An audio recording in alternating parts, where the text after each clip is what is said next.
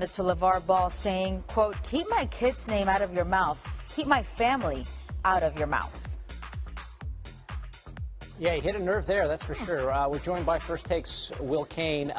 Is LeBron being too sensitive? Has LaVar Ball overstepped his bounds? What do you see in this little... No and yes. LeBron is not being too sensitive. I mean, look, I believe in confrontation. I believe in looking people in the eye and telling them where you think they're wrong. I don't think it's a sign of disrespect. I actually think the opposite. It's a sign of respect to honestly tell someone where they're wrong. But, man, you don't bring someone's kids in as evidence. You don't talk about my kids. I get LeBron 100% on this. Now, also, has LaVar overstepped? Not just, like, manners-wise, David, but, like, intelligence-wise. This is incredibly dumb. This, by the way, he indicted LeBron's parenting there. LeBron doesn't spend as much time with his kids. Right, yeah, that comes through loud and clear. And then the idea that somehow you're better off, and I just did my final take on First Take on this, but the idea that somehow you're better off if your dad is and never was versus if your dad is a superstar is so incredibly dumb.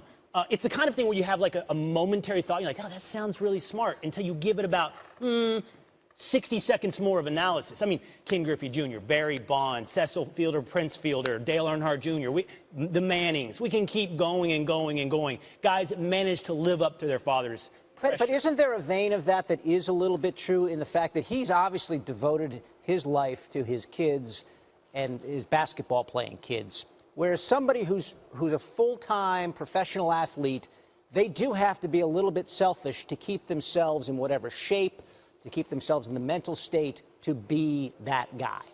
You want to go to some bars right out here outside of Bristol? They're full of guys whose dads poured everything into them on the athletic field, whose dads put all their expectations and time into making sure they were superstar athletes.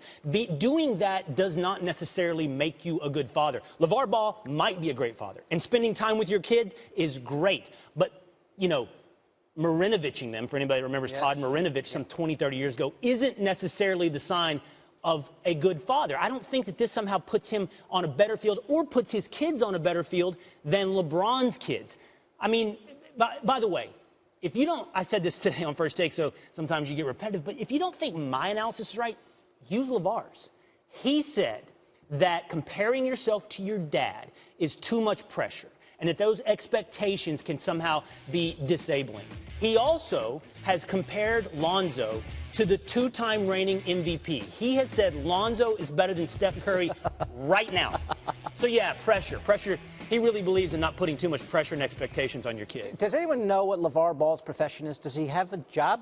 I mean, is there anything he does? I don't know. I've never seen that addressed in any of the stories we do on him.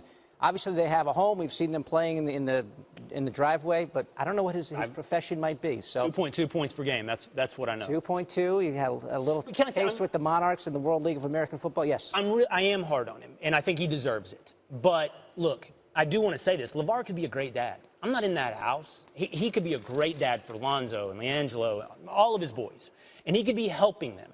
But everything he's giving us doesn't suggest that's what he's doing. What he suggests that he's doing is hyping not just his kids, but himself. When you say you're better than Michael Jordan, or you could beat him one-on-one, this is about you, not the kids. And that's the problem here. It all looks like it's about LaVar. Jeff Gooden was just saying that last hour. LaVar needs to just sort of back away from the microphone. This is your kid Lonzo's time to shine. He's in the Sweet 16 with a very good basketball team right now. As far as Lonzo is concerned, is his dad doing him a disservice? I mean, we all already know that LeBron's a little unhappy with LaVar. Will that be taken out on Lonzo as a rookie in the NBA? I can't say for sure because I haven't been in the NBA and I haven't been in a locker room, but I can tell you this. So far, what is it, in the past 4 weeks, he has insulted the greatest player of all time in Michael Jordan, the two-time reigning MVP in Steph Curry, a top 50 basketball player of all time in Charles Barkley. I'm missing one. Who else has he insulted? He's insulted the Mount Rushmore of basketball. Magic Johnson apparently has made the list as well. Has Magic made the list too? I guess so, yep. So imagine the locker room that Lonzo Ball walks into, having insulted not just former players, but current players in the NBA. That's the locker room that Lonzo walks into. And maybe they all get over it.